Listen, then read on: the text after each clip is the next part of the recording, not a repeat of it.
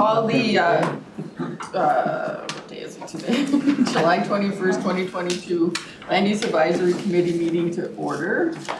And if nobody has any changes to the agenda, we'll just consider the agenda approved. We don't have to vote on it anymore today.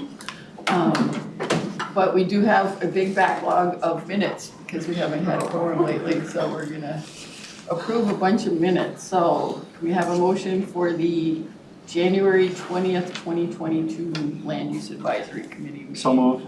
Second. So we have a motion and a second. Did you get that? Okay.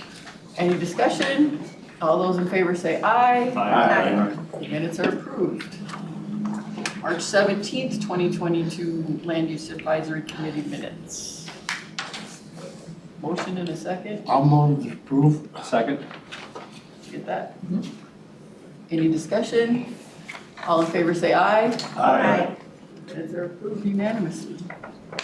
Okay, that brings us up to the May 19th, 2022 meeting minutes. So moved. Second. Kathy and Carl. Any discussion? All in favor say aye. Aye. Again, unanimously approved. Thank you, everybody, for clearing our backlog on the minutes. So we have two information items today. First up is community designations, and Raya and Paul are here to talk to us. Good afternoon, members. I'm Raya Esmaeili, and here with Paul Hansen, we are to present the community designation project and what we have been doing since the last time we saw you in May.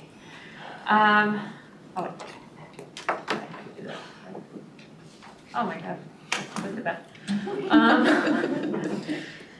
So just to give since we only meet every other month, let's just do a quick project overview. Community designations, as some of you may have dealt with them in the last few years, are basically the basis of a policy or land use policies, very specifically for the regional development guide, and that is what helps us basically implement regional policies at the local level. Community designations help us group the communities in the region based on their similarities and differences. So it's a tool to help us better basically tailor the process, the policies in a way that makes the most sense with the characteristics of the communities in the region. The process for this project is that this project started at the end of last year, but basically the beginning of this year in January, when we presented it the first time at the January meeting of LUAC and the Community Development Committee. The goal, and we realize is on the ambitious side, is to continuously bring information related to this project back to the committee throughout the meetings in 2022, with the hope that we can get to a final recommendation from LUAC to the Community Development Committee for the community designations by either the September or the actually November at the latest of the meetings of LUAC. Again, as I mentioned, we understand this is an ambitious timeline. We're going to try our best and hope to get there. And the goal is for if we're on that timeline, the goal is for the CDC and the Metropolitan Council to adopt those community designations before the end of the year, so that starting in 2023, as additional work is happening in the regional planning process and the regional development guide and other policy plans, community designations can be incorporated into those policy plans the best way possible. We also have an engagement process with this project that is not only obviously with the Land Use Advisory Committee, but also with an internal focus group and an external focus group. Our internal focus group are staff from across the Metropolitan Council, different divisions, different units, who represent a variety of areas, topic areas, such as parks, wastewater, water supply, research, missing half of them, housing, and just to make sure that we, all of them. Just to make sure that we capture all the aspects that community designations are touching in the regional policy, but also get their feedback on the last round, how we can improve, and make sure that it applies the best way possible. And our external focus group are a group of local planners from across the region who we have reached out to and asked them to volunteer and help us with this process that we meet with them monthly and present similar information that we're presenting to you to them to get their local perspective and their feedback on how what is coming out of this process impacts them to make sure that we pick the best route. I did already cover the timeline. The deliverables of this project are a set of community designations, so basically the list of them, how many groupings there end up being, and paralleled with the descriptions of those groupings and maps of those, as well as evaluations of the density analysis or the minimum density requirements that are associated with community designations, which are part of the policies of the Metropolitan Council. Before I move any further, are there any questions? Good job. I've said it so many times. I have one for you. Yes. What's the overall goal of these designations? The overall goal in terms of why we're doing community designations, Yes. or? And then with that, what would be the outcomes from that? Like, is it if it's an agriculture community, like a Rosemont or Apple Valley versus an inner city, Minneapolis, St. Paul, what's the correlation? What's the difference? Certainly. I'll start, and Angela, anyone else would like to jump in. So the overall goal is to, and I'm gonna try to go back to the first page because I have a map, and I know that it's not the best one, but this is the current community designation.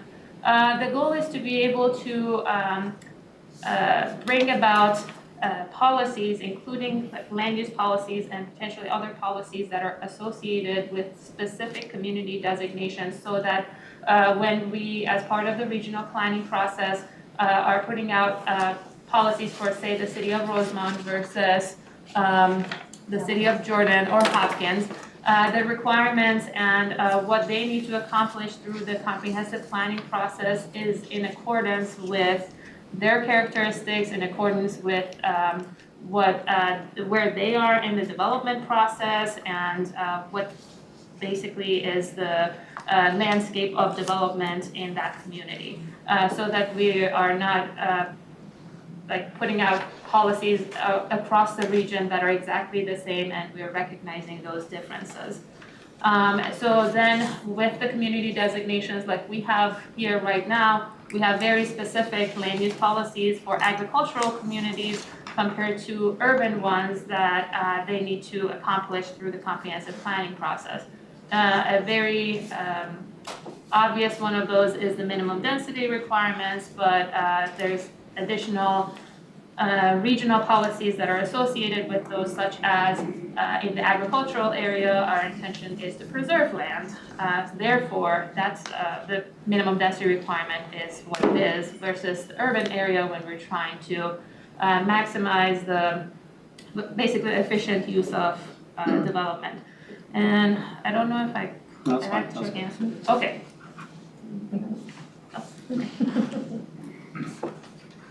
Okay.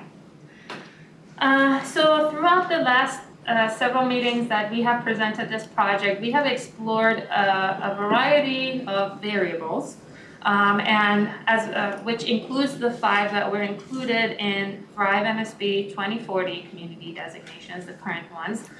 Those are the Metropolitan Urban Service Area, age of infrastructure, which was represented as or basically age of housing, which is a proxy for age of infrastructure.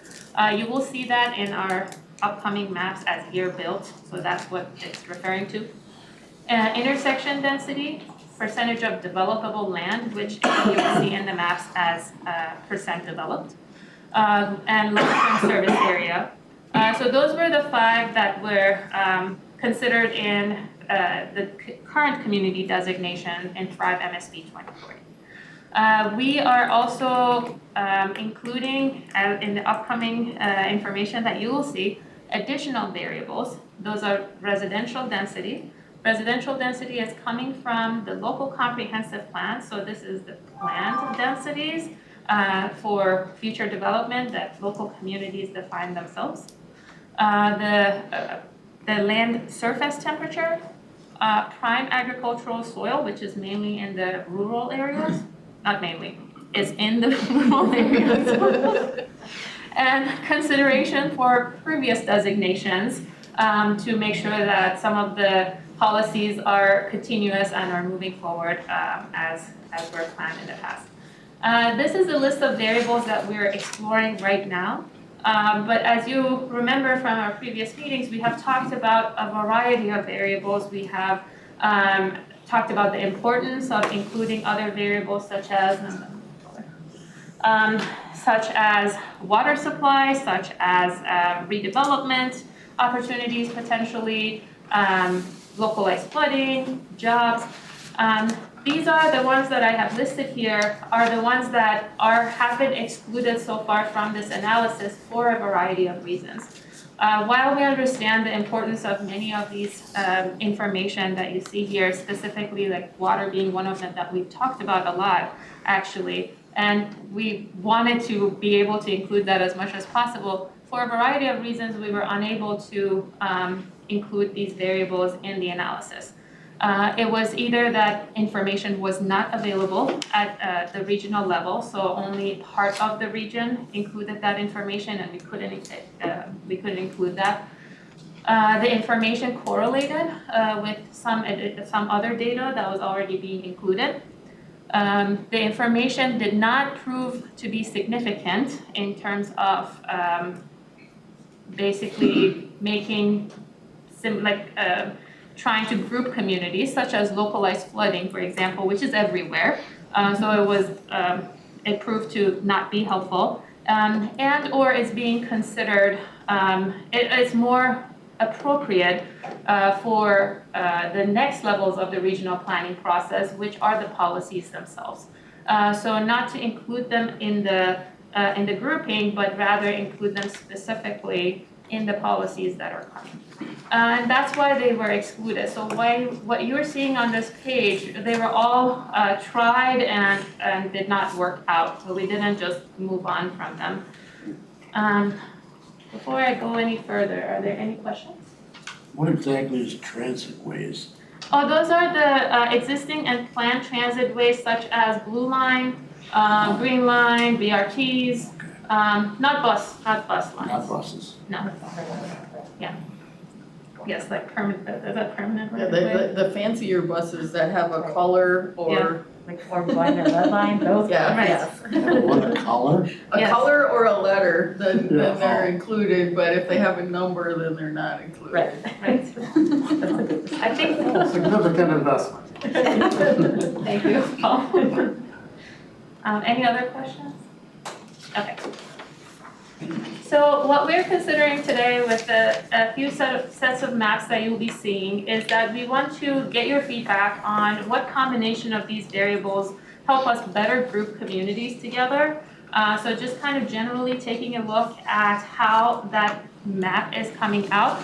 I do want to emphasize the fact that even in the last round, in the current community designations, there is a lot of manual changing of community designation which comes out as part of ground truthing.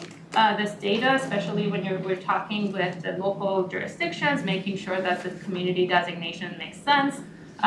So don't focus too much on this one community should be that other designation, because that will inevitably happen, but rather on the big picture. As well as what you will see is whether, like how we should consider previous designation, and by previous I mean current, the ones that are in Thrive, in the agricultural and rural areas to determine those designations, and you'll see what I mean, and the impact of the long-term service area, which we will talk to you about with some additional information. So this is what we would like to focus on. Okay. So the first set of maps that is in front of you, and I'm gonna focus you on the one on the left border. Actually, before I do that, I want to mention that a lot of this analysis has been done for areas that is within the Metropolitan Urban Service Area and outside of Metropolitan Service Area separately, in order for this information to not skew one another, and that is how MUSA is included as a variable. So what you're seeing on the two maps that are in front of you, we're trying to see the impact of a variable and switching it potentially. And you would want to focus mainly on the area within the red line, and that is what the Metropolitan Urban Service Area is, how it's represented on the map. The one on the map on the left, let me say one more thing. In the areas outside of MUSA, one thing that has is the main variable that is used in the areas outside of MUSA, as we have talked with you and other focus groups. That was one variable, was the prime agricultural soils.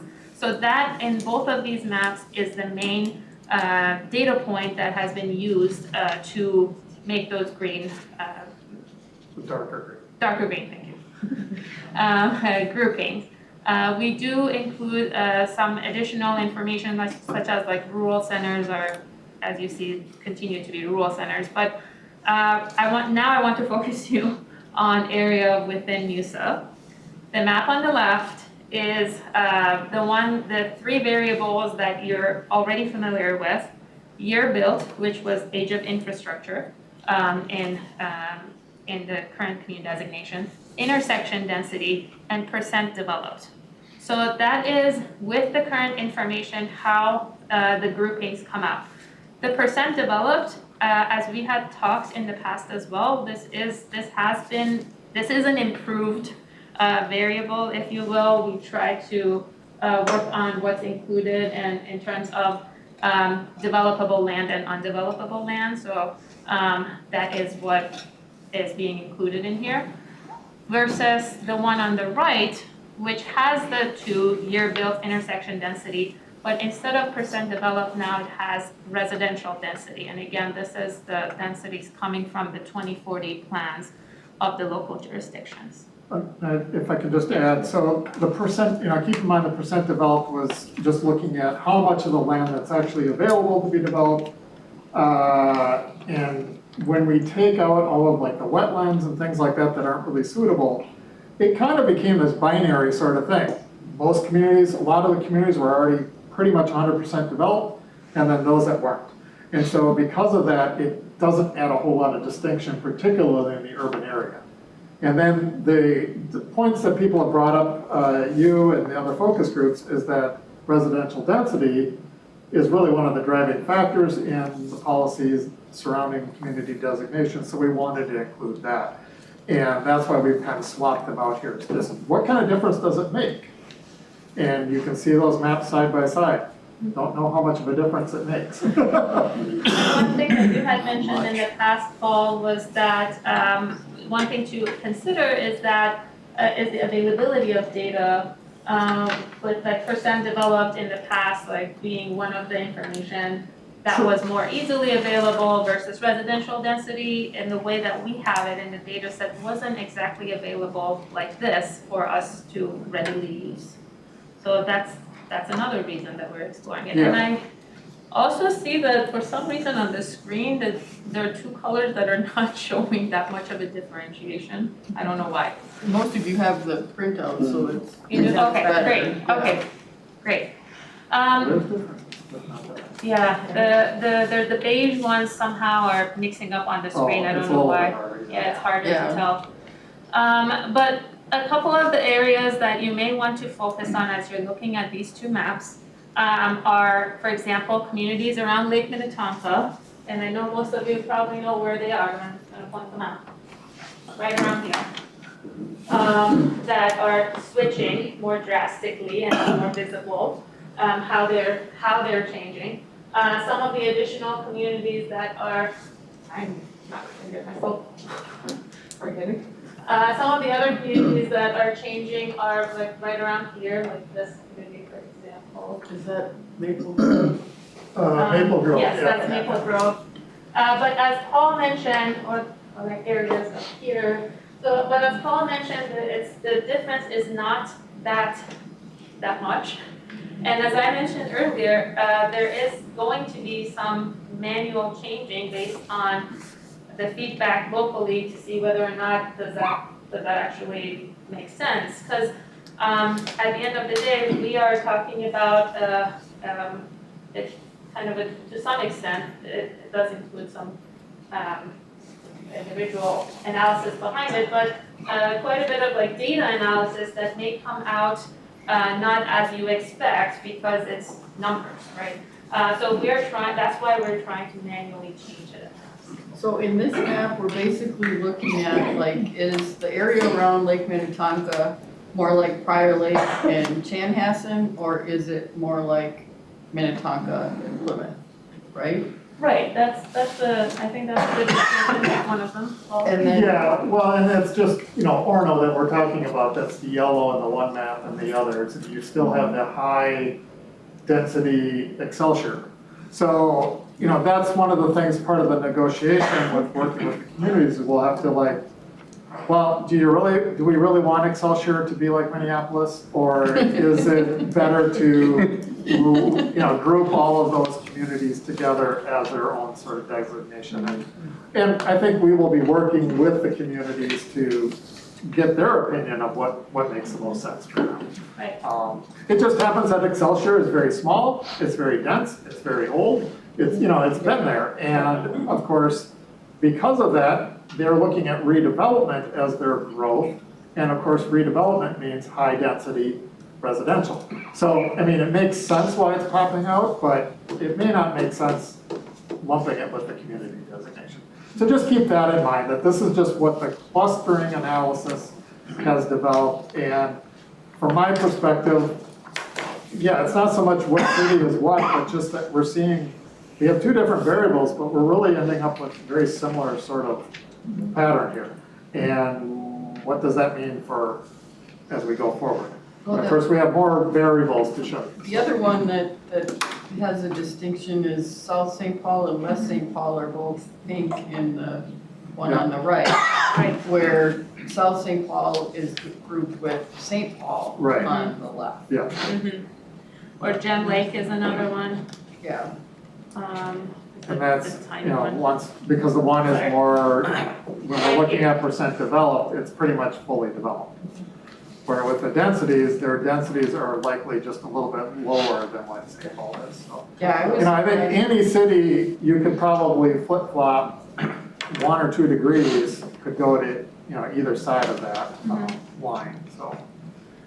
And one thing to consider as you're looking at these maps, aside from the grouping, is that to consider what is this data telling us, and which one is, basically, is what percent developed saying, is that something that we connect with, or is the residential density something to focus on? So thinking about what the data tells. Does it tell a better story? Just basically thinking about which one represents those communities in a way that makes more sense. Because as Paul mentioned, some of those, especially the ones on the edge of a change, can go at many times either way. Anybody have any thoughts about this one? Go ahead, How Jerry. does the Met Council gather its information? Now, like in Excel, you brought up Excelsior. They tore down an apartment building and a restaurant and built a bigger apartment building. How does the Met Council know the difference? Like when those changes happen? Yes.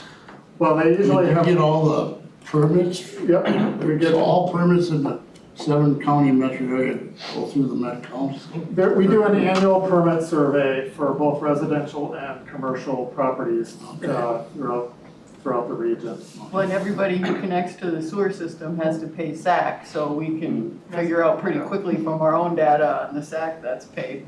Then Excelsior has their own, though, don't they? No, they're part of ours. A lot of communities had their own back in the 70s. Yeah. There was 33 different plants around the metro, but now we have 8 or 9. And it could also be through the Soon to be. upzoning too, like maybe it was just a single family that had a 4 to 5 units per acre, but now all of a sudden they wanted to increase that density. They'd have to submit a comprehensive plan amendment if it wasn't already guided for that. So there's multiple ways that we gain Okay, I information. got you. Okay, I was curious that way. Yeah. Did you guys have any thoughts on right or left? I would say residential density seems to be maybe a better indicator. Because I think when our people in our communities are thinking about their community, that's sort of what people especially respond to when changes are proposed in density. Right. Whereas percent developed, I think, largely there's a great deal of correspondence between the two, but I'm not sure percent developed gets at some of the nuances that might be important in terms of making policies and things like that. So my preference would be the residential density, given the two choices. Anybody else? Carl? It's, the older communities, we have the NIMBY factor in every community in the world, where people get used to one thing, and then something comes along and something triggers an opportunity or a change or drives something, whether it's transportation or just, hey, we don't have enough housing for this certain group of people. So I mean, each community is going to continue to evolve and change a little bit. I think it's going to be really hard to put, quite frankly, other than the core urban area, all the outer communities are going to be different buckets in different places depending on what the local residents will tolerate and the political feelings of the council, meaning their council, not the Met Council. So there's, we see areas in development, Lakes was a classic example where all of a sudden we've got a bunch of apartments and we don't have that many. Basically, we really don't have that many, but the perception is we have too many apartments. And we don't want those people. Right. Now, I don't know how many of you started out with their significant other in an apartment, but I know I did. And we went through 4 different apartments, and so I mean, they're needed, they're a necessity, they're transitional, but you get these local biases. That's why it's so important that we have zoning and land use rules, and that we have transitions in land use, so that you can wiggle a little bit, but you don't go from, basically a Model T to a Ferrari. And that's part of the challenge. If people see it that way, they'll make up their own story. So Carl, it trying sounds like we've to been- bucket any single community is really difficult, because each community has its needs for all those different types of housing. It sounds like you and I have been sharing meetings, because it's exactly the same exactly the same. Lakeville would very a lot of similarities in that standpoint, where we've got older sections and now newer undeveloped sections. And I guess that my point that I would agree with Mayor Rowe is that density seems to be smarter. However, I am cognizant, and it doesn't look like, I was trying to look at where Lakeville is and where Woodbury, some of the, and Maple Grove, particularly as you have these communities with a large, I say large percentage, but a significant percentage of undeveloped land that will develop. So the percent developed, there is a cognition of being, we at some point are going to all be a development, and making it, say, easier, preventing some of those conversations of, well, residential density is X, that's where we want to keep it. Okay, some communities, that's not an option, right? And so looking at those and how those communities are designated and looking at these maps, I agree, particularly from an established community or those with established neighborhoods significant, that the density makes sense. I'm just concerned about the uphill battle on those that are still working on it. Well, am I right that the residential density you're talking about here is the guided density in the 2040 In the comp current plan? plan, Yes, it's it's not, not So existing. that's Okay, so you're- actually along the lines of the change in Average apartments. guided, Right, that's one of the things we run into is that a lot of our undeveloped properties in Roseville were guided for higher density, partially because of their location and it made sense for higher density, but also because we need to meet some density targets or some housing targets, and those were the only remaining places that could be designated as that higher density, because the most of the rest of the city was already 100% developed, and it was harder to change designations of already developed sites. And so when we had several sites become available for development, all within a couple of years, they all became multifamily. And even though we have a lot of apartments in Roseville, there was a lot of shock at the amount of new apartments going in. And so, I think that guided density helps that, because we had already guided all those sites as higher density. And so from a policy and forward perspective, the guided density as opposed to the existing density, that's what That makes seems. sense. well, and I don't anticipate the minimum density guiding for the edges to go anywhere from 3. I mean, it'll still be 3 to 5 units per acre on the edge. I can't think of a development that we haven't thrown density bonuses in. Yeah. Because the 3 to 5 is just not substantive, it's not getting the projects built that we need. But I don't see us adjusting that in the next round. I mean, the dollars work for anything above 3 in terms of the sewer infrastructure being paid for by the connection fees. They did an analysis several years ago where they looked at adding units in the core and how much does it cost per unit for the actual infrastructure, and adding units on the edge. And having at least 3 units on the edge balances out with doing an apartment building in the core. The cost per unit is roughly the same, because putting new infrastructure in the core is really, really expensive when you gotta dig up around existing structures. And I know in Shakopee, the challenge has been that it's bedrock. When they're digging that downtown redevelopment, is you're hitting bedrock, so it's hard to get that infrastructure changed very easily. But yet we're taking on the township now, and so for us, density is just fluctuating so much that it's hard to really think about talking about percent developed when that's changing too. So for us, it's a density is more important to us. And I don't know that the average person really sees what our variables are at the end. This is, very, very inside baseball discussion. That doesn't come out to the average person when you're going and making your comp plans. Oh, one of the variables was residential density, what?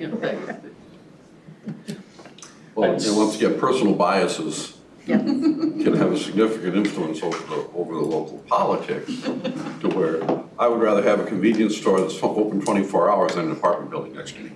Right. I mean, and I have both. yeah, I know you do.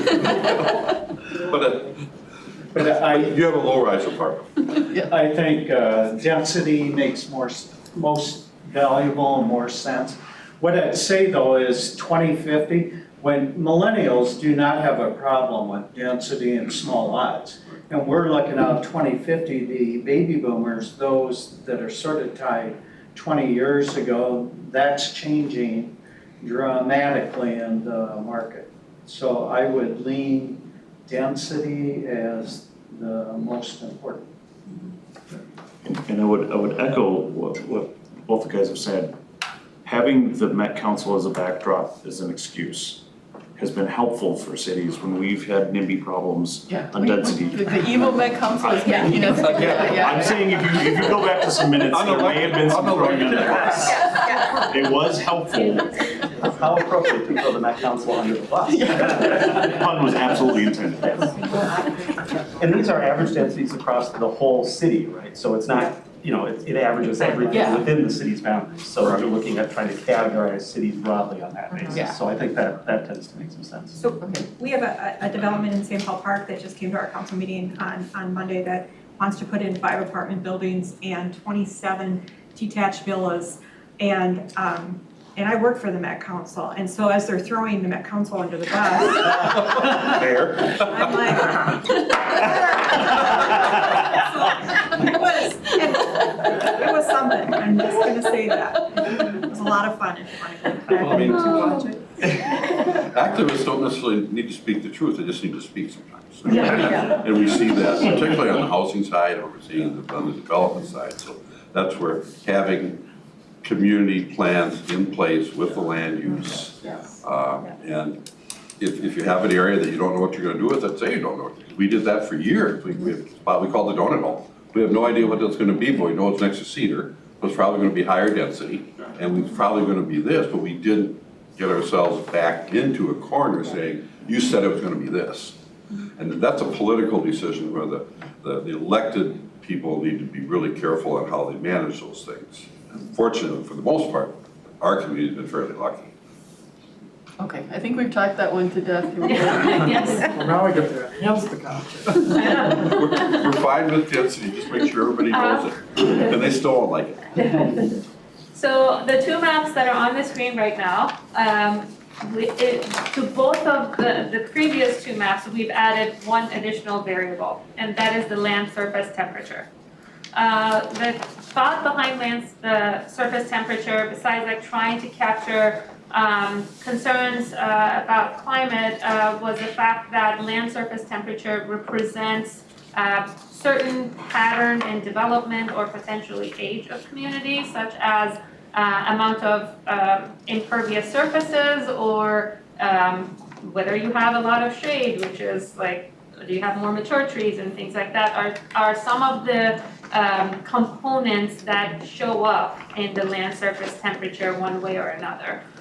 So land surface temperature here has enhanced the previous options. And in this case, what we would like to consider is whether or not including land surface temperature in fact makes sense. Some of the areas that you can see is changing, again, are, well, the very main one is Minneapolis and St. Paul coming out very differently in the one on the left, which is percent developed in land surface temperature. And of course, the areas around Lake Minnetonka are again showing up differently. So those are some of the things to consider, but also Burnsville, for example, is one that is coming out differently, and South St. Paul, and I know that these don't have labels, but I'm just gonna show them here. So this area, this right here are some of the areas that you'll see that is coming out differently. A little up here. And the northeast suburbs too. Oh yeah, right here, Yeah. like Maplewood. So if I can just add a little bit to this. So just a couple notes. First, the left with the Minneapolis and St. Paul, you know, just because it's so old and so much impervious, it just came out as its own thing. But I don't think we're intending that it would be its own category. So it'd probably get lumped in with the rest of the ground if we went forward with something like this. So just keep that in mind. But what I found really interesting about this, and this little story, bear with me, or indulge me, I guess. I had some concerns about adding the land temperature to it, because it was like, how are we gonna talk about that? We're talking about, these communities have more shade trees than others, and is that good or is that bad? You know, and just like, what's the story around that? And just kind of had some concerns about what does that mean in a messaging. But when I added it to these variables, what really came out when I looked at the actual clusters that developed, and I'm sorry that those two oranges are not very clear, but the variable that distinguished communities wasn't so much about whether it had lots of shade trees or not, or it was a lot of impervious surface, but it pulled apart the suburbs into the older suburbs, and the younger suburbs.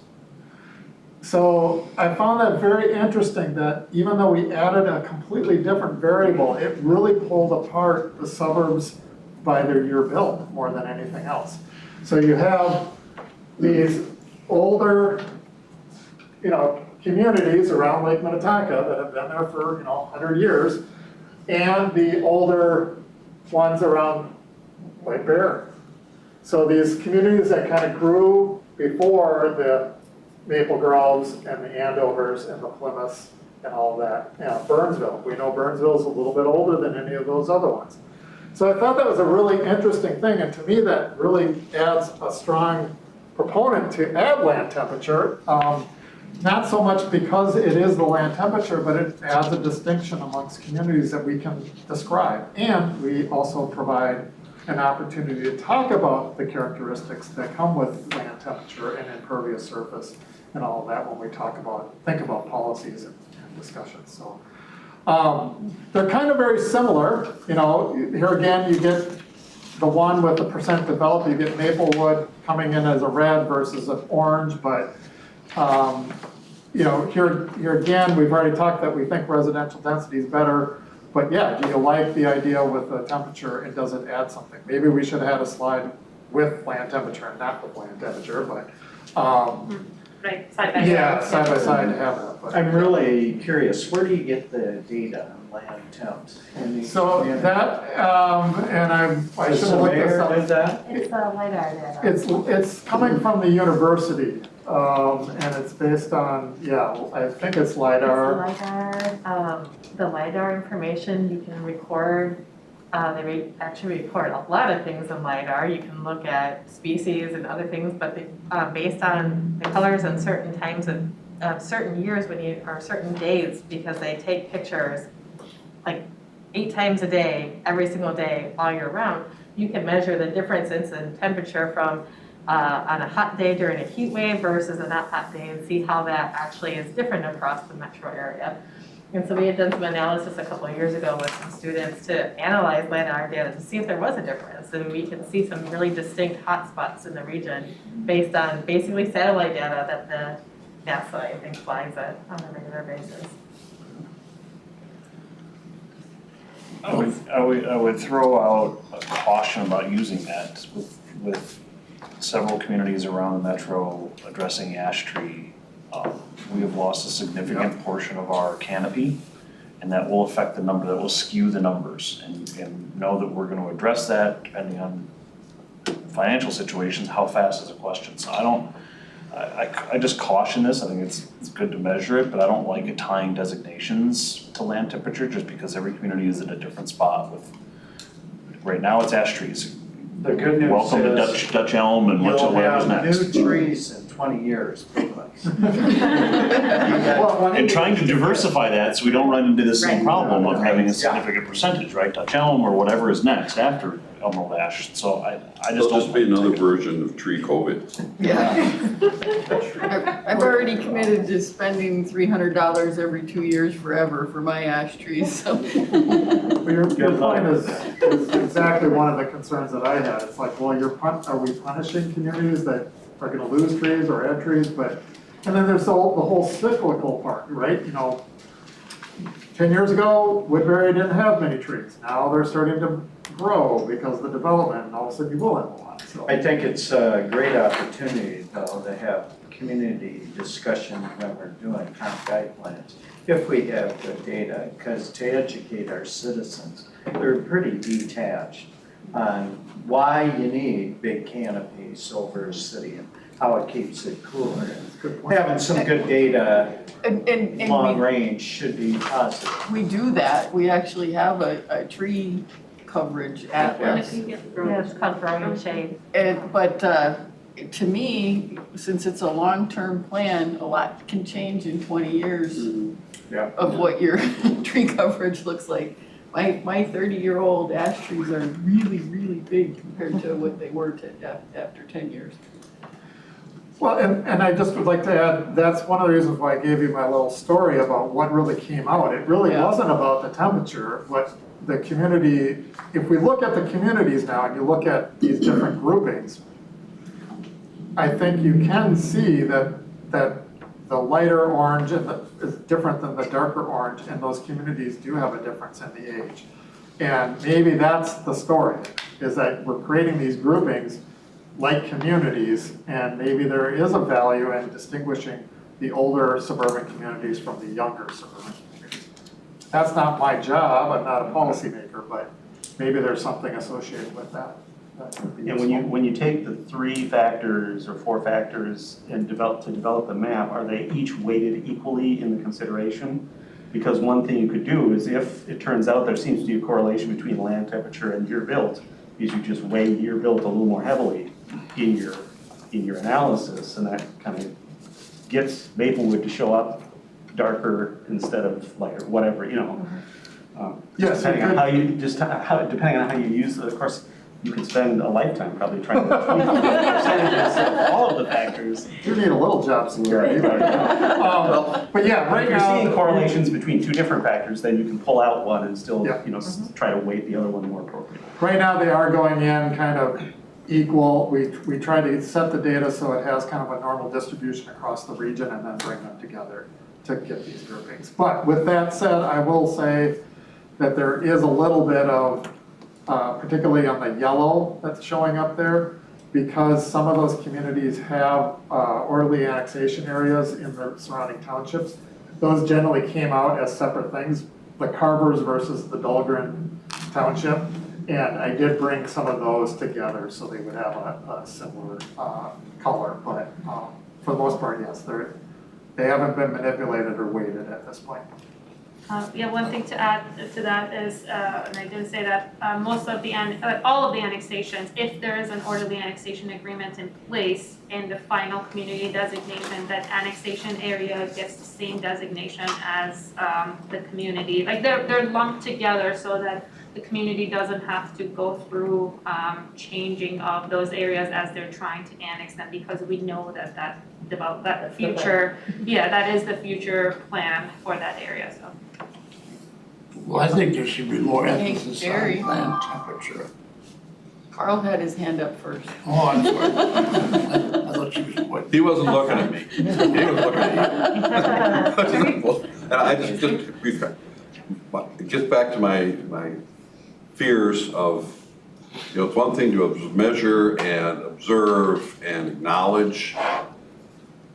It's another thing to start putting that into policy.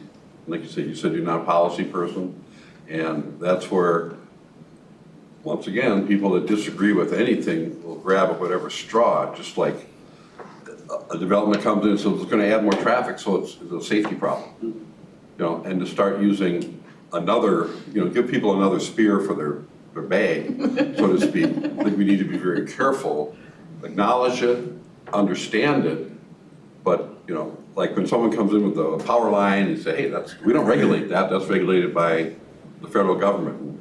And the people that don't want an antenna tower nearby them because they think, you know, EMS, we don't do that. And we need, you know, the local areas need to have some protection, so all of this information which you're gathering, which is fun and important and can help guide us, but it doesn't get too codified. You don't want it to turn into a spear to throw at you. Bingo. Okay. Jerry? Well, I was just going to say, I think more emphasis should be on land temperature, because it's clear the earth is warming, so that's going to affect how buildings are built, aren't they? Or where they're built, or how they're built. And clearly, if roads are the main source of transportation, it gets so hot out there, the roads all buckle, and so, I don't know, I think that should be in the equation someplace. Definitely, because the hotter it is, the more it's gonna evaporate the lakes and rivers and everything else and kill the trees. So you're gonna have to water the trees, but there's no water for trees, so it's gonna be hotter, so I think that should be more of an emphasis. I certainly it is in my life, that's for sure. Well, I may be stepping out of bounds here, but I just wanted to say, as we're thinking about this, even though we're throwing specific variables at this, if we go back to the original, what's the point of this, is we're trying to create categories of communities that are somewhat alike and that we can apply discussion, policies, ideas to. So that doesn't mean we are limited to these variables to have a discussion point, nor do they have to be the focal point of the discussion points. So It's more about creating different buckets of It's similar exactly. communities and. And have a bucket to be able to talk about that makes sense. So we can add all kinds of other discussion points to these buckets. But they don't necessarily have to be a variable for the discussion. Right, so just keep that in mind as you think about these, maybe that's helpful. It's more because- about which map, do the colors make the most sense that communities are together in the same color that are the same type of community? Yeah, yeah. I mean, I hear your points about temperature, and as I started out, I would even had some serious concerns about it, but what I saw is it didn't, in this particular map, the outputs didn't really seem to have much to do with the temperature, but they certainly do because they created the map, so. Carl? And we're back to each community is going to be the same, but a little bit different. Much like each one of us, everyone that drove here today drove a different car, different color, different whatever, convertible for Wendy, you know. Slowly going down. Everybody loves my car. I blew by it, my little red truck. But it's, you know, once again, each community is going to be unique to how that community perceives themselves. And no community is going to be all things to all people. Oh. Right. And so leaving that room, for me, is very important. Sorry, one No, last go question. ahead. Do you have any idea what scale of solar panel fields it would take in some of the more rural communities to start changing the land temp? Because you'd assume lower albedo in a black solar panel, and I know there's quite a bit of development in solar fields, so that's just. Yeah, I don't know. We'd have to look at the map on that. Okay. Well, and you didn't apply that lens to the rural parts, it was only to the inside the museum. No, and it's just the reflective temperature that's coming off of the surface, so, And what you see in the rural areas, we do have surface temperature separate outside of these that we can share, and you will see in the rural areas just how quickly the temperature drops off because of all of the greenery that is in the agricultural, the fields really cool it off really quick. And even in localized areas in the urban area, if you're around a regional park or a golf course, you see that temperature drop so quickly. So it's, here we're talking about community-wide average temperature and applying that there, but so kind of given at that high level, you would have to do some, probably look at some literature on it, but given the amount of green space around it, it'd have to be pretty significant for that change. It did show up in the land use that it was a major part of our industrial land consumption. Sure. In the rural areas, but it did show up as a big consumer of land for industrial uses. So to that question, did you discuss percent of impervious surface instead of land temp? well, it could be, but that wasn't the variable that was used, but. That was the question, was that an option for a variable? We did not really look at that specifically. Yeah, that did not come up as one of the, previous feedback for us to go do.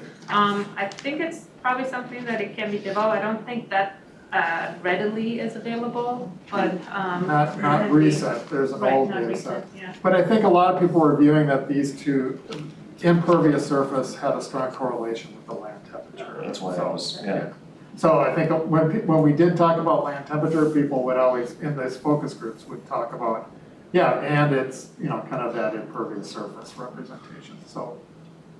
Carl, did you have a question? Well, the impervious and land temperature and land use, they're going to be different, no question about it. So you get to take what used to be a tree farm south of Farmington off of Highway 3, which is now a solar farm, and yet they're mowing it because they're far enough apart. So you haven't dramatically changed the impervious because the same amount of earth is there to accept the moisture when it does rain, which is kind of a good thing, as opposed to a huge industrial plant where all the water is going there and then it's getting dumped and managed through, whether it be different ponding, that kind of stuff. So that's going to be different, and the heat above An industrial building is gonna be hotter as opposed to an open field, you would think. But the surface temperature under that building isn't gonna be hotter. So it's just, there's all these kind of different things, you know, from pure drainage and some of those kind of things. The solar farms are kind of neat. They're not as pretty as the tree farm that was there, because it was a huge tree farm. That went bankrupt. So there's all kind of different. Yeah. Noah? Well, and I just brought that up too, because it's like, as we are using this information to feed policy, just as like a caveat that, okay, the end goal is like better stewardship in relation, or with respect to the climate. So you don't wanna like require people to plant large canopy trees and then not reward solar panels, or, you know, like have those policies where you're making it harder to achieve the overall goal based on a specific tactic, I guess. That happens in Minneapolis, where I live. It's like you get design points if you submit a building permit for planting canopy trees or retaining them, but you don't get points for installing solar panels on your house. So you have these kind of competing things where it's like, well, let's find a way forward that works a little bit. That's better. more of a local issue than a Sure, yep, absolutely. region-wide. Yeah. Minneapolis has a lot of rules. Yeah, yeah. Are we ready to move on to another slide? Yep. Okay. In this slide, what we wanted to bring your attention to is now outside of the red line. So this is the rural areas. The map on the left is one that you've seen already. Basically, the main differentiating factor is the percent of prime agricultural soils, which brings out the areas that are dark green, versus what you see on the right, which are the basically realigning these rural areas and these agricultural areas with what is currently in the Thrive community designations. So that's with the agricultural and diversified rural, those two community designations in Thrive. So the question here is basically whether it makes sense to go with the prime agricultural soil on its own, or to realign those groupings with what Thrive currently has, which can have, both of them can have implications. One is that you can argue that if you go with Thrive, you are continuing the policies, such as specifically with density policies in a couple of these areas, with agricultural areas being 1 unit per 40 acre, versus diversified rural areas, which are 1 unit per 10 acres. So switching some of these community designations can have that kind of implication potentially. But what makes the most sense is what we're trying to get your feedback on. So I think initially, just maybe a little more context, when we were thinking about percent prime ag soils, in my mind, the driving force was thinking about preserving land for agricultural production, in the sense of these are the areas that have the really high quality soil. We want to preserve that to help support the agricultural economy in those areas, reduce the farm to table expenses, all that sort of stuff. So we just looked at that one variable, and of course it's been summarized at the community level. But then as we started looking at what's out there already in Thrive, there are many communities that you can see around, well, just, any of these, in Carver, that already are saying they're ag, and so they've already established policies associated with that.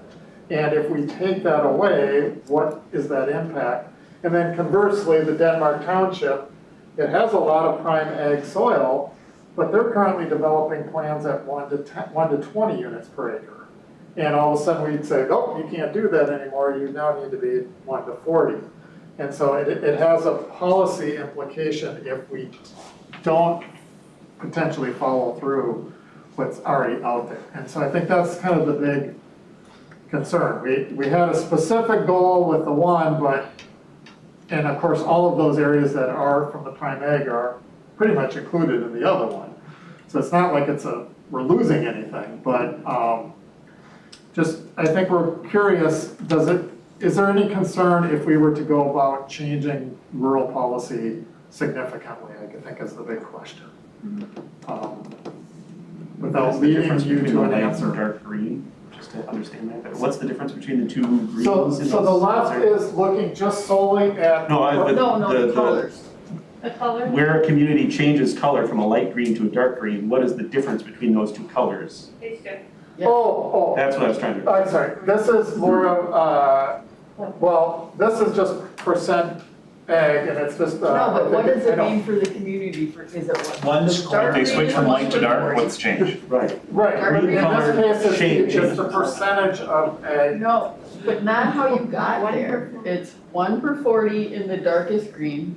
But not here. This is just percent ag. It's not about Right. 1 to 40. But it- Here it is. Okay, This is off of Thrive. yeah, If but I in can- Thrive, it's 1/40 for Yes. the darkest green, the next lighter This is the green. diversified rural. 1 per 10. That's what we're trying to get. Yeah. 1 to 10 versus 1 to 40. Right. And that correlates between the two maps, right? That's the difference. Kind of. Kind of, right, They're okay. different though. Even though same colors are used, the one on the left does not represent what's on the It right. has nothing to do with density. So, yes. yeah, neither, Yeah. the one on the right is associated with those minimum density requirements, which we will evaluate, by the way, even though we're talking about them like that is what it is. However, the one on the left is only looking at prime agricultural soils, trying to differentiate communities that are very much agricultural on the ground Mhm. right now. And even though the colors are similar, and that is the intention of the dark green on the right map as well, but there is some difference between what is on the ground and what the community designation truly was in the Thrive MSP 2040. Yeah, so I apologize. The color implies something that it really isn't. So on the left-hand map, the darker the green, the better the agricultural land. The more percent Okay, of. Yes. prime ag. The one on the right includes that and extra ones Right. that we're trying to say that didn't come out in the map on the left. However, they do have the agricultural designation currently Yeah, in it'd be Thrive. interesting to see that overlaid with a map of who is in agricultural preserves, because almost all the agricultural preserve land is in these dark green areas on the right Yes. map. And some of them are in the lighter green areas on the left map, and we don't wanna stop protecting Right. functioning farms. Nobody's gonna buy up some 10-acre lots with McMansions on them and build a farm. That's never gonna happen. But the farms that we have, I think the general consensus is we want to help them stay If the current farms. designation is that they want to remain agricultural, Yes, then I guess I would say, well, why would we want to change that? So what is the Met Council's overall goal? Is it to protect that land forever and keep it in ag? Or as it changes hands and a developer picks it up and cities do a comp guide plan change? The council's current policy is to retain agricultural areas as agricultural, support ag preserve programs and enrollment in the program, so that you can have that long-term effect of maintaining long-term agricultural uses without that land speculation. The ag preserves program, for folks who aren't familiar, writes down that tax cost for the property owner, so they don't get taxed out of being a farmer. exactly, so that they can maintain that long-range ag preserves. And that's a program that the council has supported for years, and that's what Thrive currently supports, is retaining agricultural land in an agricultural landscape. And maybe we should go to slide number 9 so that they can see the long-term, because there is issues with the long-term service areas for our existing wastewater plants. You know, once you get past 2040, there will be more areas coming in, not necessarily all of those areas, but generally the plan has been to stay at least 10 units or 10 acres per unit for septic, so that stuff isn't so close together that you can't redevelop it to sewer densities. Like Credit River is really, Yeah. really struggling right now to try to figure out how to send pipes to their people that have failing septic systems on the northern part of the city because the lots are too big and it's really The expensive. newly created city of Credit River. Yes. Can I, As it developed in Credit River, there was about 6 farmers that owned everything, and somehow it all got subdivided down to 2.5 acres. and I can explain the map on the right. The one on the left, you just saw in the previous slide, that one was on the right in that slide. This one that you have on the right, which adds the long-term service area, and that's the area that is kind of like white-ish, that is trying to represent the areas that we have information about, like, this is post-2040 areas to be sewered. Potentially. This is the, based on a lot of different factors that this area has been identified. This is the long-term service area we mentioned in the beginning as it has been considered in the development of the community designation as they are right now in Thrive. And that is related to the policies associated with community designations so that to make sure that how each community is planning for the future considers acreage that will potentially be developed so that they don't, as Wendy mentioned, they don't develop at densities that are not conducive to wastewater service. However, the one on the right doesn't necessarily, we're not saying that this is to necessarily include the long-term service area. We want to show you what it could look like if that was something to consider as a factor in community designations. We're not necessarily showing it as a variable in the mix in a way that is showing on the map.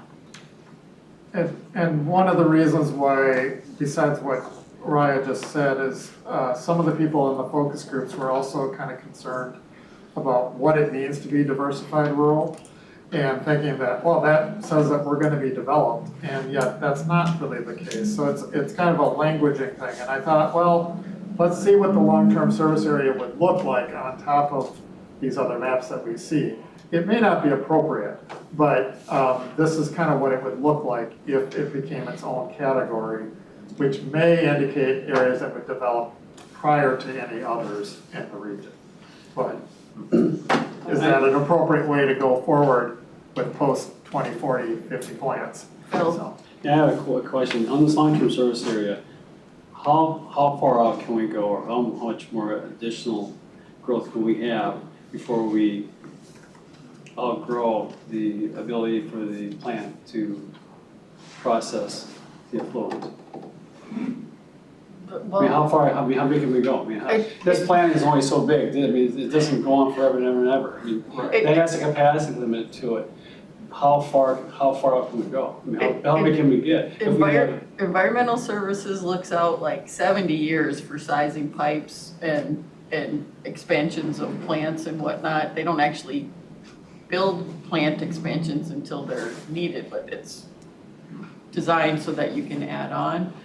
And that's how far we have the capacity to go if you look out at least 70 years. Okay, that was my question, because if we're gonna have increased density within the urban areas, plus now we're gonna have additional expansion on the outer areas, fringes, I mean, how far can we go? Just curious, that's all. Yeah. Go ahead. One thing too that will be considered in the policies associated with community designations are things like forecasts, which are worked with environmental services staff as well. So basically, all of that capacity is does consider the forecasted growth to make sure that it has capacity for that kind of growth.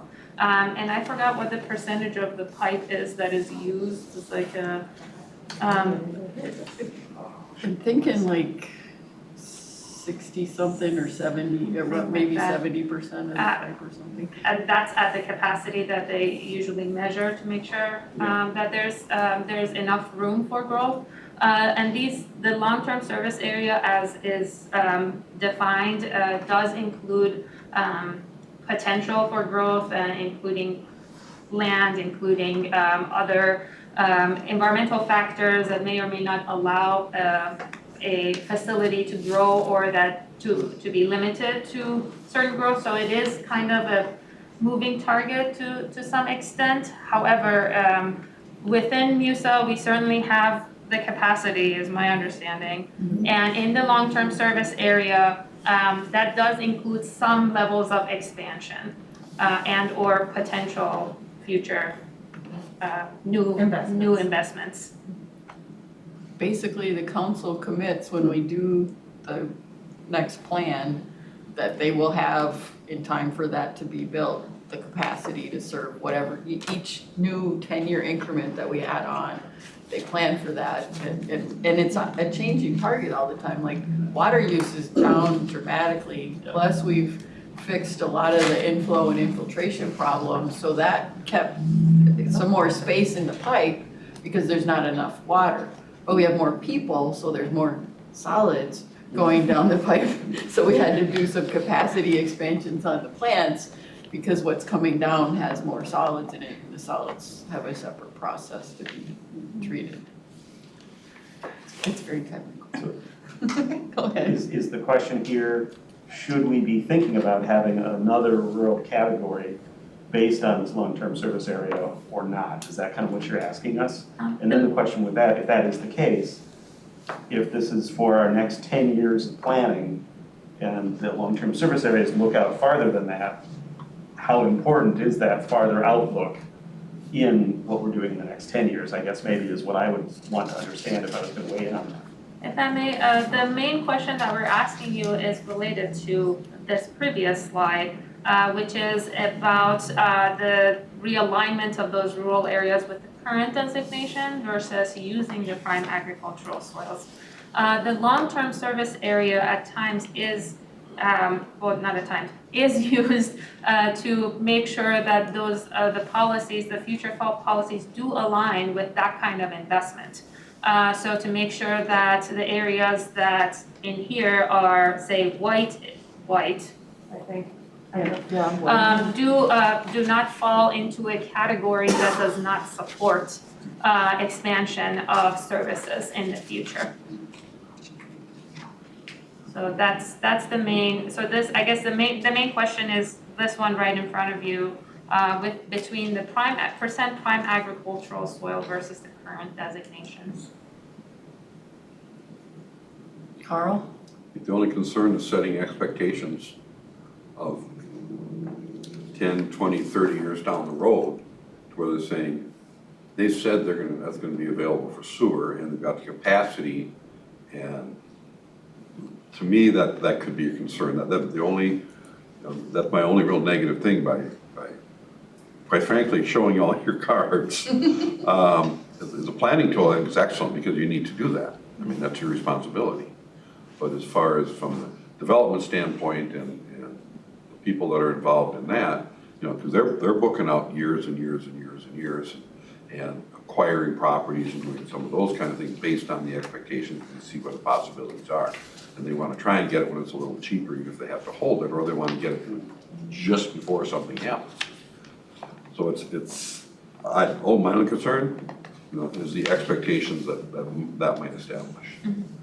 Why do a lot of communities, if they stub a street and dead end it and say, big sign that says future street? There's reasons for that, because people say, well, I'm on a cul-de-sac. No, you're not. You're on a temporary little loopy thing. And even then, 1 out of 10 times, they still win the battle. But it's so just the expectations that might be set by using that as a tool that's public. But interestingly, when we did the 2040 update, because we lost a decade of development basically because of the Great Recession, we just kept the 2030 MUSA and said this is now the 2040 MUSA, and everybody was pretty calm about it. It didn't really make huge fireworks. Well, the ones that had a lot of land went broke, so it's all went back to the bank. Well, And I'd say using long-term going forward, there would be a significant economic advantage knowing that that's going to be developed all of a sudden, if that map was utilized. And I don't know if there's a right or wrong, it's just, there's consequences no matter what you do. There is a correlation if you flip between the next slide and this slide. Largely a correlation between those long-term service areas and the Not as prime soils. not as prime soil, or no, I'm sorry, and with the right-hand map, with the future, the rural areas aligned properly. The biggest conflict or tension I see is in sort of central Dakota County. There's a swath there that the future guidance is pretty agricultural, but it's still part of that sort of, some of it is part of the Long-term service. the prime ag soils is not quite as prime, but they've still designated themselves as sort of that agricultural thing. So I don't know what the best answer is. I guess still seems like the future designation is what should drive it. That's because most of it is irrigated. And it becomes developed. Well, and that area, that little white area that's around Lakeville and Farmington is very challenging for the township people because everybody on the edge can say, okay, I want to be annexed into the city because I want to get much more money for my land, and they're terrified that Lakeville and Farmington are just going to slowly eat them. Which you are, but. We had to do it for the airport. I drive through there, it's going on right now. So again, And even friendly annexations could be dicey, so. yeah. And you don't want to do the other kind because that's just a bunch of legal bills. But I think when you look at these maps and all the aggregate that's out there on the southern part of the metro area. Yeah. Yeah, a lot of that Empire Township is all tied up in gravel mines Gravel. right now, and then it will develop once the gravel is extracted. It's not being used all that much for farms, there's some, but it's mostly gravel mines. So that's another benefit to the urban area overall. Yeah. Because you're utilizing a resource as you grow. You can't have a gravel mine in the midst of a bunch of McMansions, people would get. Well, we do. We do. That's what I was gonna say, that's what kind of branches. Actually, No, it's no mini storage. They're all old gravel Gravel was mines. there for the last 25 years.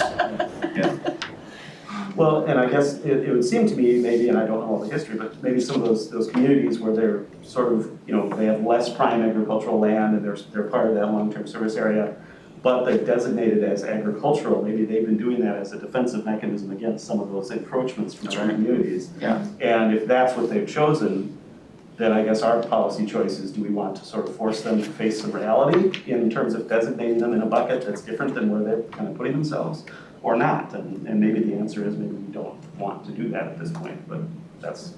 Pun intended, it could be the same way of putting the cart before the horse, because even within the same community designation, it's outside the MUSA.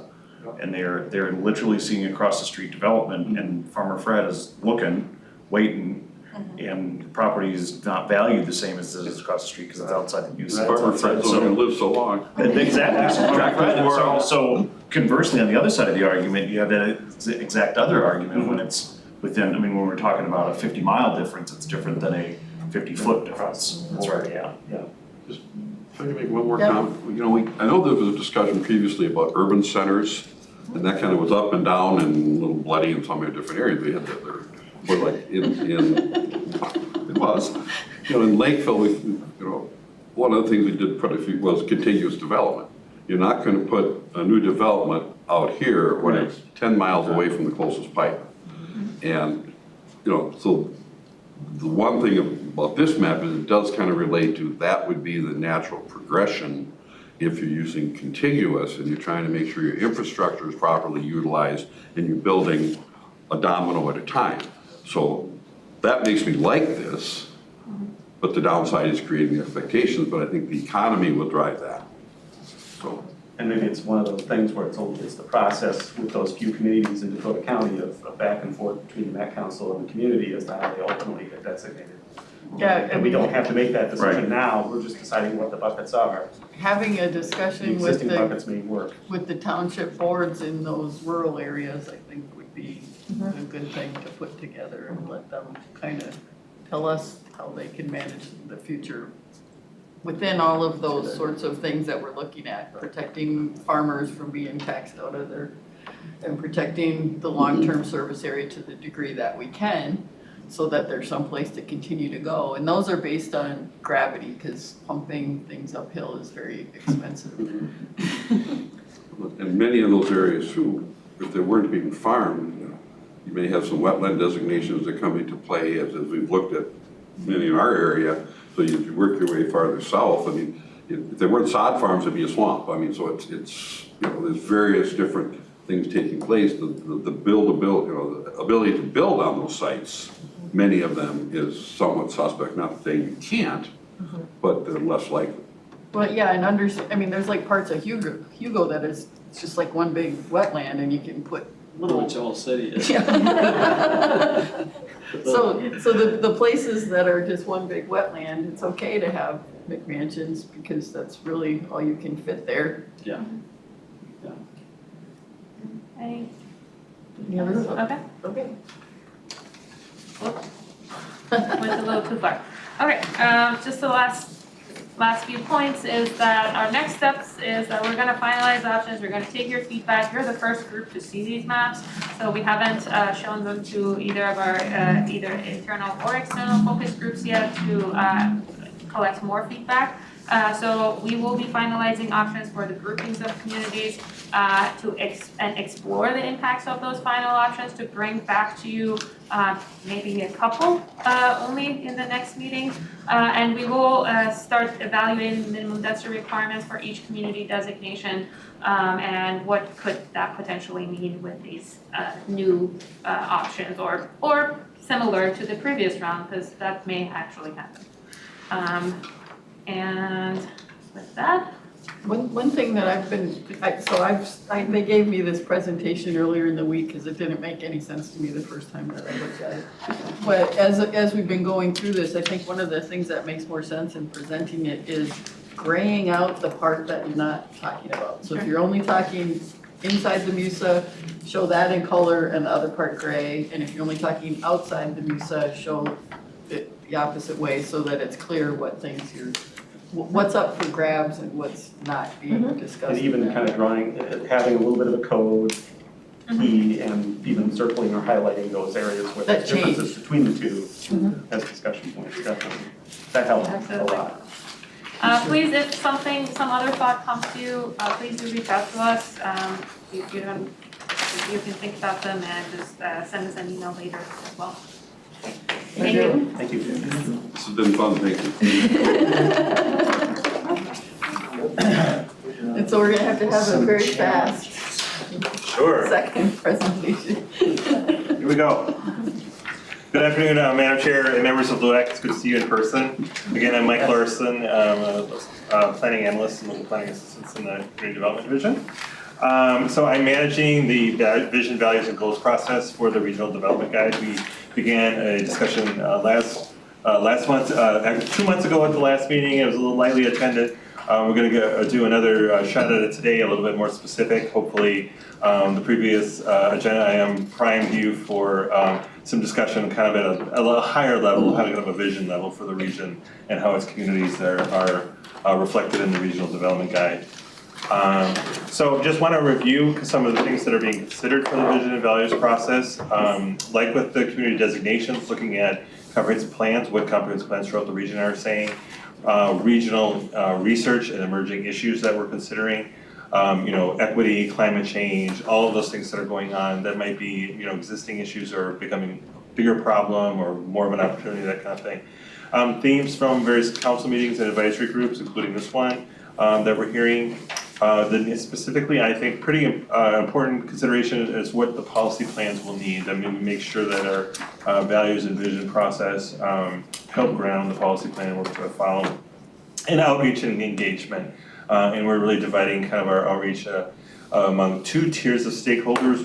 Kind of tier one are kind of the usual suspects, our various advisory groups. We'll go through that list in a second here. And tier two stakeholders, a broad outreach to a variety of groups to determine their level of interest and engaging us in these matters. And it might be that we identify folks that we want to engage now versus stakeholders that might be interested for example, the specifics of housing or wastewater, that kind of thing. So various subject matter expertise, like with the community designations, is being considered. Economic forecasting, and I've highlighted land use and development because it's really where we want your input. Transportation, water resources, parks, housing, equities and systems change, scenario planning. So hitting on all of our 4 major plan areas, as well as some of our processes and regional major issues of consideration for planning. So big long list here, stakeholders, I've got you highlighted in yellow, yay, LUAC. Appreciate we've had some really good engagement with various groups. Kind of hearing some similar themes. We want to ensure that we're considering all of the various disciplines and how they interrelate, how they intersect, that kind of thing. And again, just as some examples of tier 2 stakeholders and with people in the region at the last. And put that in quotes because we recognize that there is really no such thing as a general public, or just we want to consider as many types of experiences in the region, whether they might be immigrant groups, whether they might be economic leaders in the region, all the various stakeholders that we want to make sure that we touch upon. So we want to touch upon some of the themes that we've heard from various groups around values. That's sort of the kind of overarching, what really drives our work. We kind of put them in little marble buckets here, I guess, just give you a little bit of visual interest. So I think folks are really interested in being effective with our work, and these are kind of organizational values that we want to make sure we're focusing in our priorities, that we're efficient with resources, and we have a focus. And so with our efforts, so that we're really being effective. Respect, empathy, and openness is really a theme that we've heard. Our political climate in this country has become somewhat problematic, so we really, a lot of people are talking about that. Collaboration, leadership, cooperation, really recognizing that this isn't just the Met Council's plan, but we have, we're representing the entire region and its various stakeholders. Got a lot of energy from various folks, and so we have a little bucket around passion, boldness, creativity, innovation. And then transparency and accountability are a couple of words that we've heard, is that we want to be, we want to be, our process to be understood, not to be esoteric, but and there's, room for critique, constructive criticism, that kind of thing. So, and then there in terms of more kind of around regional values, less organizational, but more regional, like the people of the region, our various stakeholders, that choice, comfort, and convenience is something that we hear. So we hear a lot of that about transportation services, but that also relates to other areas like housing or recreation, that kind of thing. Belonging, inclusion, participation, those kind of related, those sort of touch upon issues that are related to the ones on the left, where we think about equitable, respectful, fair, and a just region, and both in terms of our processes as well as our outcomes. A lot of grouping around natural resources stewardship, resilience of the region, and sustainability of the region, primarily thinking about natural resources. But there's also, connections around stewardship and resilience around infrastructure as well. So, and then, touching upon some of our economic themes in our region, the importance of entrepreneurship. We have some really strong, economic fundamentals in this region, but those don't reach everyone. So thinking about economic innovation, prosperity for making sure that the region's growth reaches everyone to some degree. So we've had a bunch of themes that for this process that I've put up here on the screen. I'd like you to kind of focus today on kind of 4 of them that kind of square mostly, which is a little bit hard to read here. But so the ones I'll just go through them all. Eliminating or making significant improvements in our racial inequities is obviously something that comes up over and over again. Feeling safe, welcomed, and valued, both in terms of maybe what immigrant groups experiences, people of color experiences, people who use the transit system experience, that the region's diversity and entrepreneurship help drive economic growth. I think our often what we hear from the Center of Economic Inclusion and Greater MSP is that inclusion is sort of a superior model of growth for the region, and that there's really a lot of latent opportunity there for workforce and growth. And also the interconnectivity of our region that's accessible from various perspectives. So those are some of the ones I want to kind of focus on you today, and I'll take you through some questions are that development and redevelopment preserve and restore natural systems. That development is an inevitability, but maybe there's some opportunity for restoration as part of that process. A diversity of the existing and emerging places, the evolution of places creates to a sense of vibrancy and a sense of community throughout the region. Affordable housing and workforce opportunities exist throughout the region. And this kind of large bucket here about public investments supporting a variety of really important things, including the sustainability of the development pattern that we see over time, that it achieves equitable outcomes and helps to, those public investments also work to reduce greenhouse gas emissions over time. So those are, in the spirit of everything's connected to everything else, welcome to contribute, share with them whatever comes to mind. But wanted to walk through those kind of four kind of LUAC grounded areas with you and give you an opportunity to share with me, discuss with one another your thoughts about this. And so we came up with these four sort of grounding questions, wanting to hear your kind of local experience, your professional experience, thinking about, while we are familiar with your comprehensive plans to some degree, we want to hear your stories, your individual stories that could maybe help inform that discussion in the regional plan, so that the regional plan does reflect the diversity of communities throughout the region. So, is this theme or some version of it part of your local version? How do we overcome challenges to this theme? What success stories? Maybe known success stories or emerging success stories you want to share where we can kind of encourage more of, and what do you think is possible, both from your local standpoint as well as thinking regional. So I will, Madam Chair, I will leave it there, and when we're done with this one, we can move on to the next. Okay. Who wants to talk? Because we've done quickly. I hope I didn't wear you out there with that. I tried to go through that quickly. I think the mayors in attendance should speak to that. Whomever, yeah, and feel free to talk about whatever makes the most sense to you. I mean, there's no one right way to do this. We just thought this would be helpful. Well, the public investments, Go ahead. that feels good, and I don't think there's a developing community or even existing community that isn't trying to do that. So it sounds good, it feels good, but I think it's almost a fact of life. So it's like, yeah, it's nice to say it, but as most community leaders want all of those things in their community. Affordable housing will be a challenge, will continue to be a challenge. For a developing community, because if we have expectations that a developing community needs to do a better job of providing, then there needs to be money to do that. And ways to do it and take care of the NIMBY problem.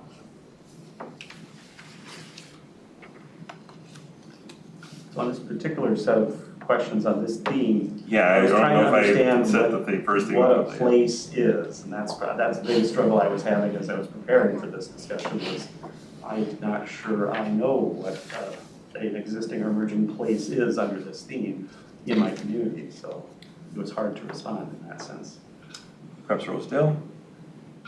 And I knew you were gonna say that. Rosedale's by mall. My parents live in Roseville, they're familiar with the planning there, so. True enough.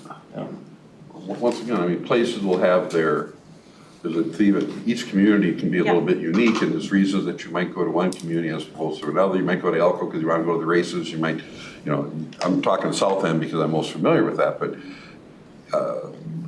I still think we changed Holyoke Avenue in Lakeville to Bourbon Street because we keep expanding our food and beverage options. So if you want to do a pub crawl, come to downtown Lakeville. The very quiet bowling alley has one of the larger patios in Dakota County, so. I was really bummed that they tore out the bowling lanes.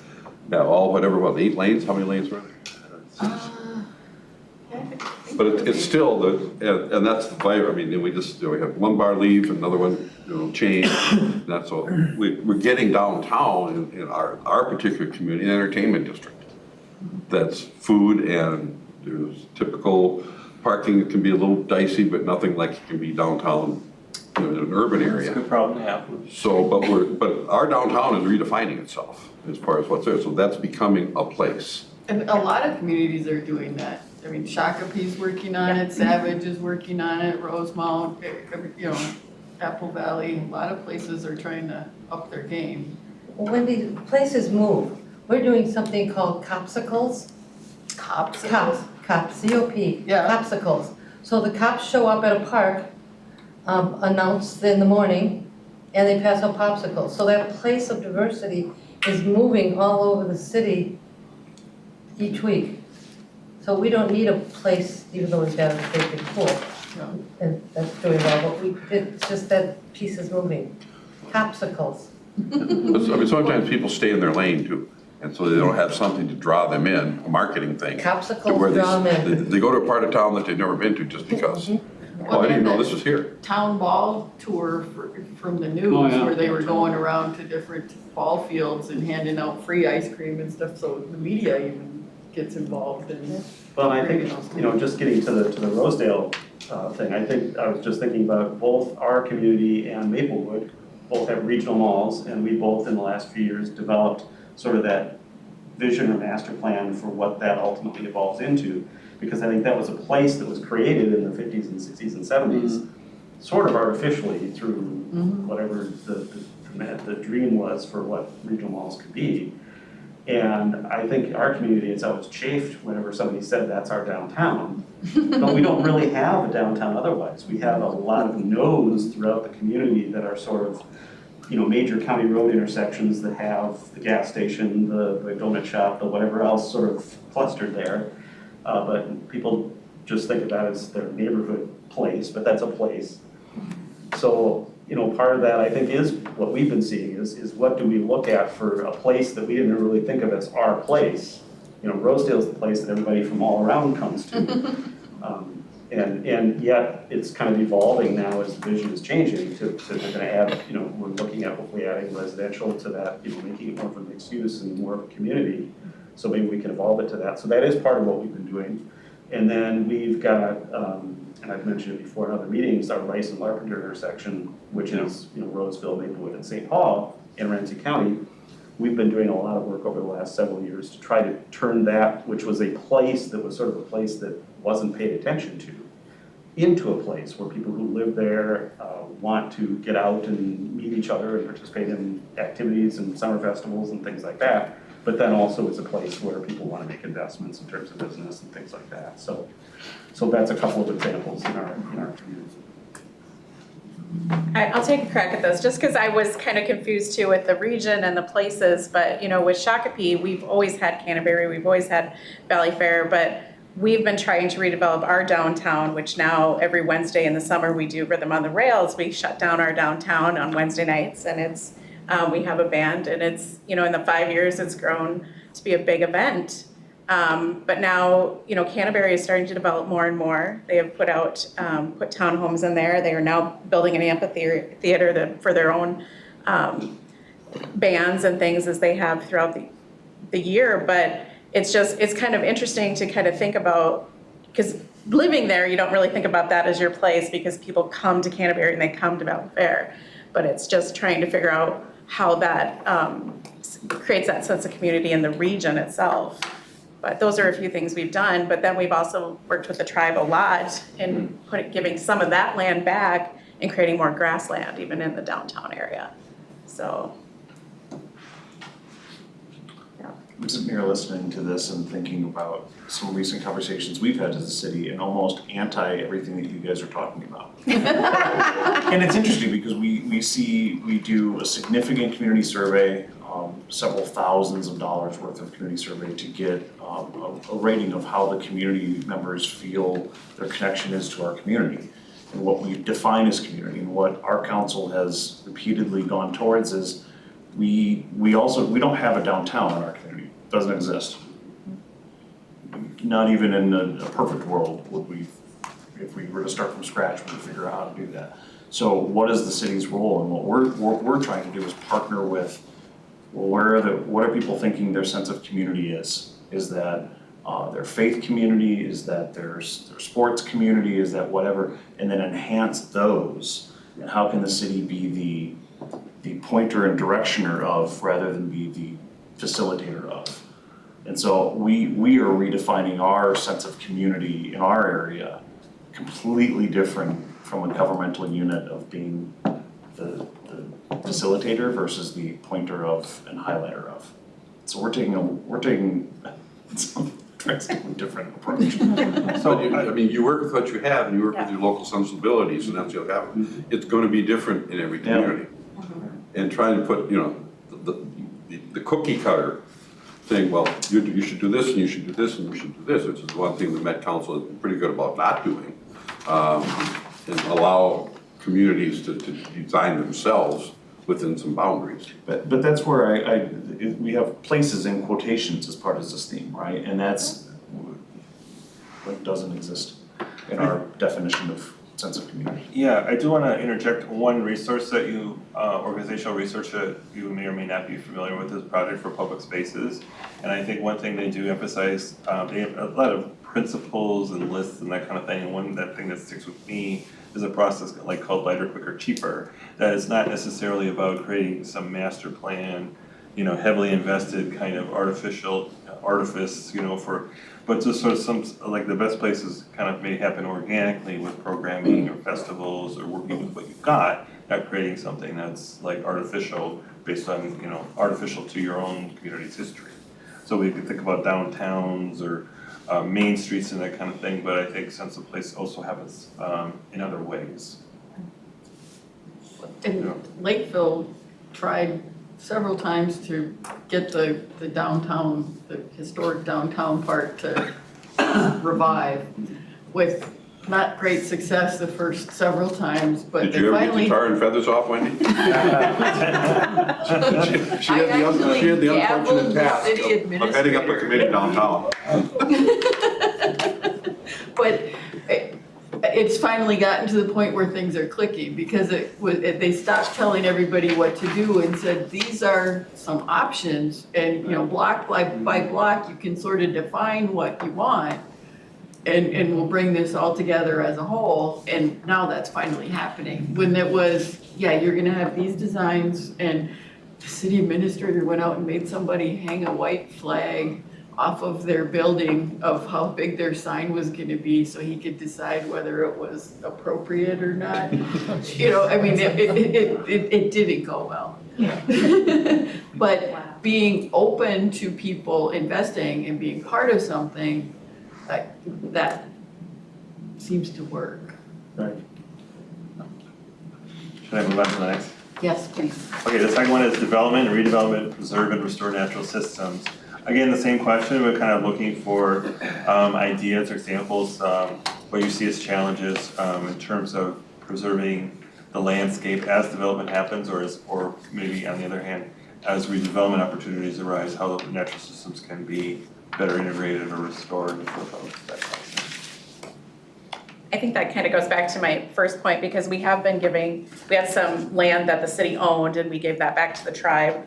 Because it was burial mounds, that's what was there. And so now the natural grass is growing back. It is in the middle of our downtown, but that's what was there. And so it's amazing to kind of see how that has been growing back and how the community has, you know, has done that, so. Been meaning to do a tour of the Shakopee in a long time. Yes.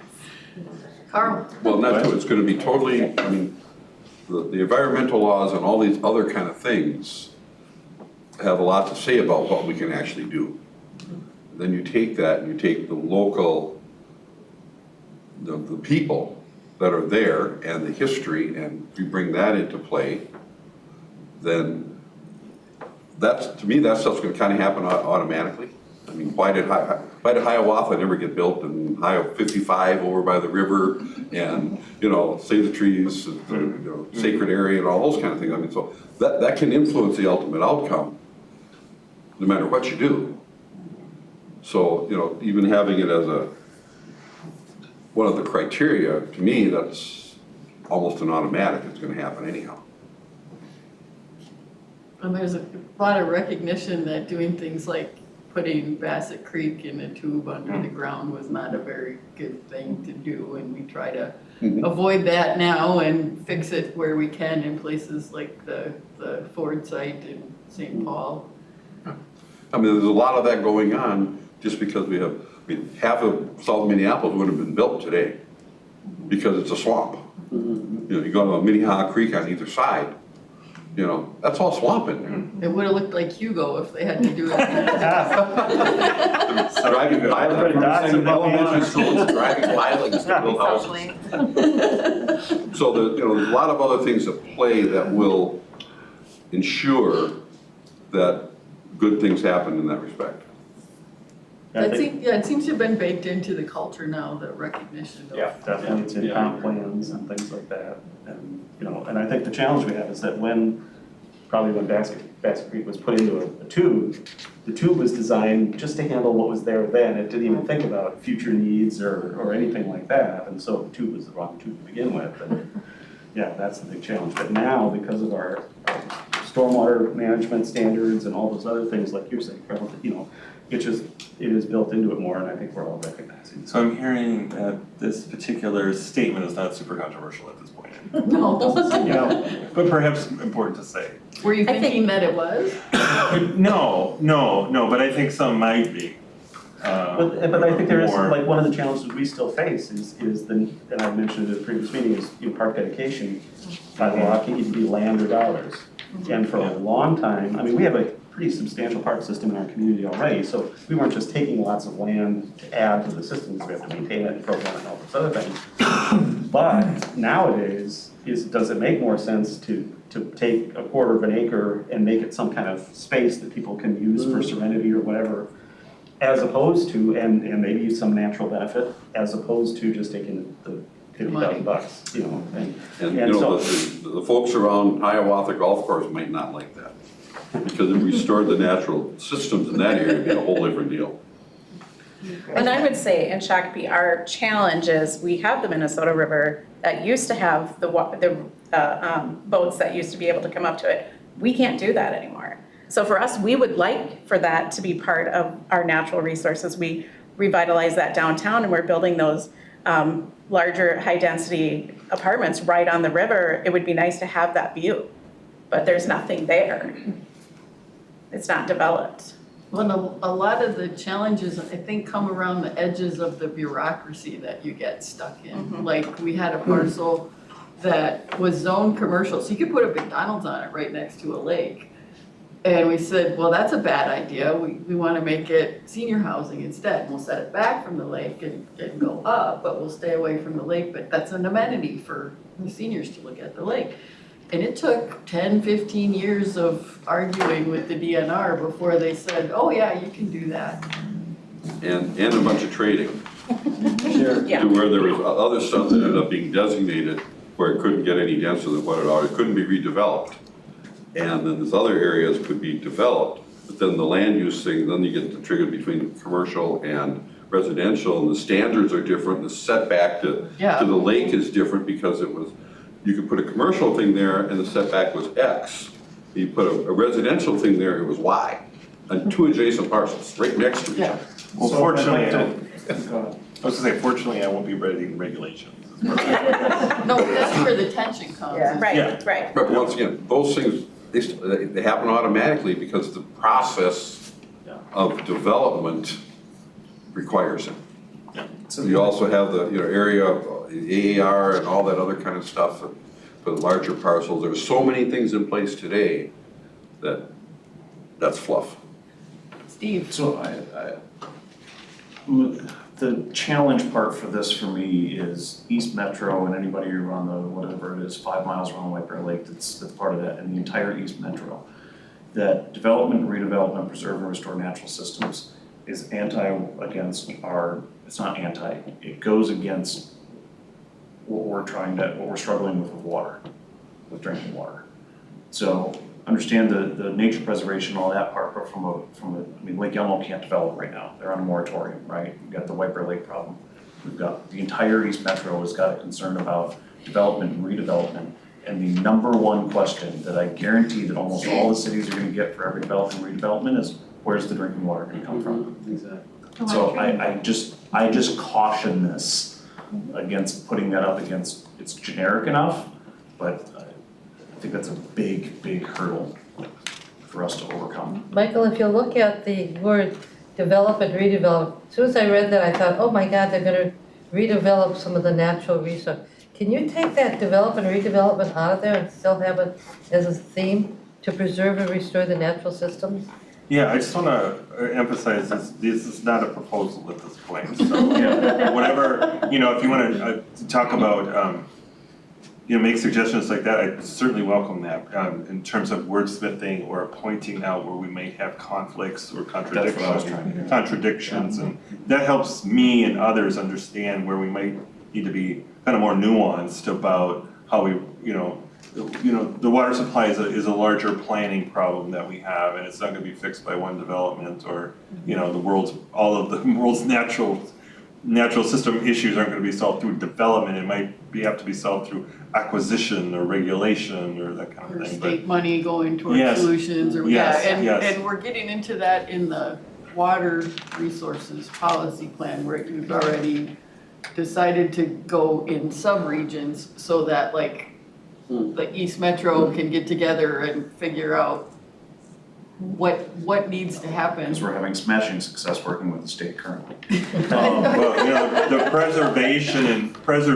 and restoration of natural systems could be a value or a vision, and and that happens despite development, because of development, aside from development, so And there's certainly, different. if you can't develop, it's gonna preserve Right. any natural Right, places that are already there. right. So I mean, the highest, If you answer that question, might be losing some money. But yeah, you can't just designate it all as open space and not have it guided for something else. Well, we do have conundrums with the highest quality natural resources that we have needing to have the most active preservation, and that might be acquisition or prohibition or whatever. And in some cases, we're gonna lose some just because because it's an imperfect process, or we don't have unlimited resources, or. It is okay for other people to own some nice property. And that too, yeah, private ownership, private stewardship, either because of local regulation or through trusts or that kind of thing, yeah. A success story I could share going on right now. A week ago, Dakota County made an agreement with a family on 70 acres that'll be preserved, and the farm's being developed right now. But it took years. They probably have been working on this 10 years, and they got up to 2 hours before the end of June 30th and agreed they conserve that 70 acres. So it's development, redevelopment. It took 7 family members to all agree on the same thing. And less money, and $2 million on legacy funds. But it is a never-ending, evolving story, and it'll close in November, so it's still not to the finish line. So we're at 6 o'clock. I want to be respectful of people's time. If you need to go get to your car, you can. They won't let you in the lot after 6. Well, Yeah. yeah, we Through can, the Skyway? we can let you, Through the tunnel? Can you sneak us to the Can you? basement? yeah, we can take you through the basement. Okay, oh, We have a good. secret passage. Never to Yeah. be seen or heard It's like from again. Nancy Drew. They'll hold like So that. I had the two remaining, the public investment, and then it was really about public leadership on a variety of outcomes, and then the affordable housing and workforce development opportunities. So, I defer to you, Chair, how much, whatever remaining time we have, if you wanna contribute some thoughts, and you're Well, certainly welcome to. Some of that we've touched on already. Yes. I mean, if you guys have any other thoughts about it that you want to email to Michael, you can do that. Maybe just one comment on one that isn't boxed. Yes. Region becomes more interconnected and navigable for those without personal vehicles. Yeah. I just don't know how you do that, other than, we have the current, you're gonna have Ubers, you're gonna have ride shares, you're gonna have all those different kind of things, and that becomes if you don't have a vehicle, how much can the public sector do to provide transportation to everybody, and how much of that is gonna fall to the individuals to find their way around and find ways to get to where they We actually have more ways to get around than I ever imagined we'd have with Uber and Lyft and. Right, which 10 years ago, couldn't spell Uber, but I mean, It wasn't a word 10 years ago. I know, it wasn't, but it's evolving to where some of those things are actually being addressed, where if you don't wanna have a car, you don't have to have a car, there's ways you can do without, Well, and part of even it- now. Yeah, part of it too is like, putting housing near jobs, putting housing near opportunities to shop or do, so that you can live in a close proximity also is another way to think about it too. One specific thing I heard from the Transportation Policy Plan Advisory Work Group, which includes elected officials, it's the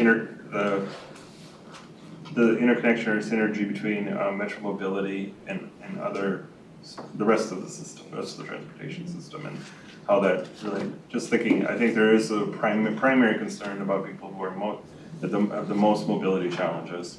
Obviously, finance is one thing, but also just inability to get around on their own. And then there's a portion of our society that needs help getting to where they need to go. And we as a society need to find ways to help them get there.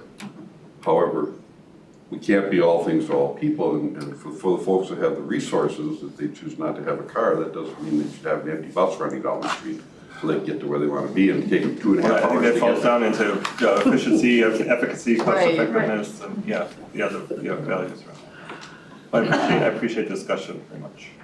Well, thank you. So, our time being done and no further business to come before us, this meeting is adjourned. We will go take you to the secret tunnel in the basement. And it really, The parking things. and it really isn't a dead end, just so you know. No, we have to get from desk. From the front desk. Bye.